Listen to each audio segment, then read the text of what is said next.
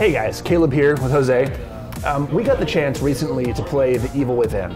Now, if you've been following any coverage on that game up to now, you've seen that the opinions have probably been a little polarizing. This is our first chance to get any hands-on time with the game, and we actually really enjoyed it. I think it really comes down to what you want out of the experience. Keep in mind, this is Shinji Mikami who made this game, right? This is like the father of survival horror. And there's a quote they've been using kind of since they announced this game that I think really hits home kind of what this whole project's about. Mikami's quote is saying, "I've found my focus, and once again I'm striving for pure survival horror.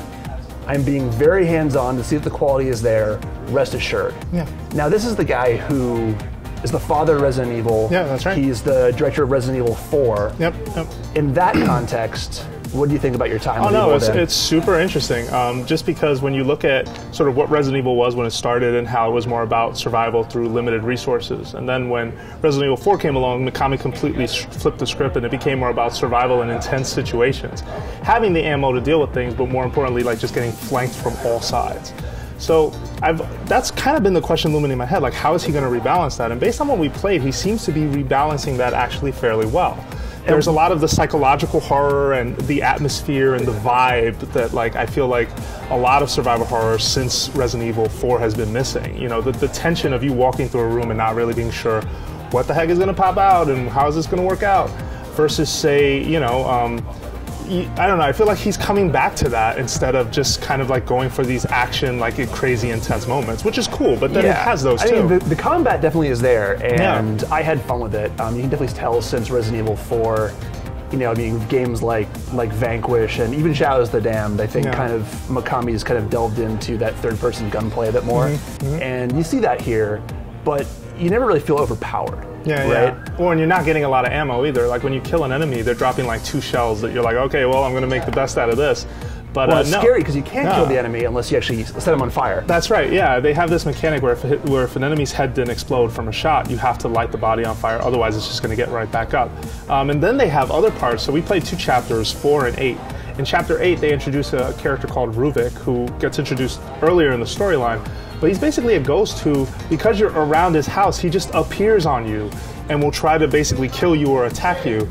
And it's completely at random. You're not quite sure when you walk into a room, hey, is Ruvik coming again or not? And so it keeps you on edge. You're just kind of like, where is he? And you can't really kill him, which is the other thing, right? And what was cool for me about Chapter 8 specifically is, I mean, I'm sure this is intentional. It seemed to be a little bit of a wink and a nod kind of back to Resident Evil, back to the mansion environment, right? Yeah. You walk up to this mansion at the beginning of Chapter 8, and it's kind of like, oh, I feel like I've been here before. And you walk in, and it feels very Resident Evil, right? You know, it's not like, you know, put the purple crest in the door over here, but there's a similar puzzle structure, the kind of the layout of the environments kind of, and the progression seems very similar. I mean, in a lot of ways, this really does seem like the Resident Evil game that Resident Evil fans have been asking for since Resident Evil 4. Oh, for sure, yeah, and it definitely takes into account that you can't attack certain enemies or you want to hide from some of them, like you can hide under beds and in closets. And I didn't find a lot of situations where I could use it, but I was talking to someone, I talked to Steve after the demo, and he actually hid under the bed when Ruvik showed up so that Ruvik never found him, and I'm like, oh, that's cool. And so they are definitely playing around with the idea of fight or flight. There's that hair monster, right, that comes out of the body in the trailer. You should see right there. That we'd seen, and when that thing comes out, like, don't even waste your time, like, run. You just have to run. Yeah, there's nothing you can do to fight it, and so then you have to improvise, and it's more about, like, finding a place to get away from it. And that really builds the tension, I think, as a player. And that might kind of, I think, be the difference why we, as having the hands-on experience, might have had a bit of a different perspective than the people who just watched the demo.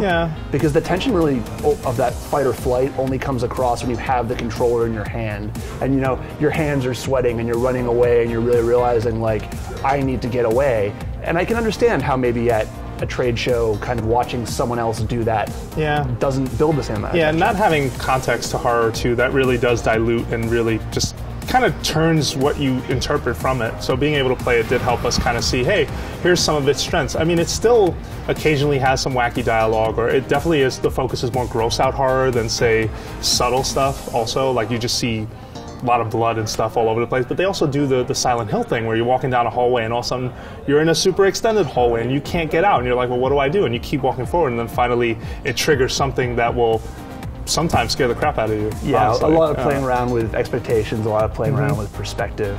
Yeah. The one thing for me that I still want to see before they release the game is kind of the level progression. You know, we saw 2 pieces of the game taken out of context, and the last thing that I'm a little bit worried about is how do those pieces all come together as a whole.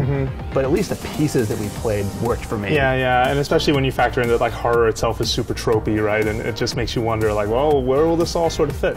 But no, I share the same concern. But I think what pleased me most about this demo is I kept asking myself, well, how is Mikami going to rebalance this thing? And the way horror and survival horror works in these games. And I'm glad to say, based on what we saw, he's actually really addressing that. And I hope that that's something that the Evil Within can maintain throughout however long it is. But I guess we'll find out. Yeah, and personally, I had a lot of fun playing. I can't wait to play the final game. For more on the Evil Within, be sure to keep it locked at IGN.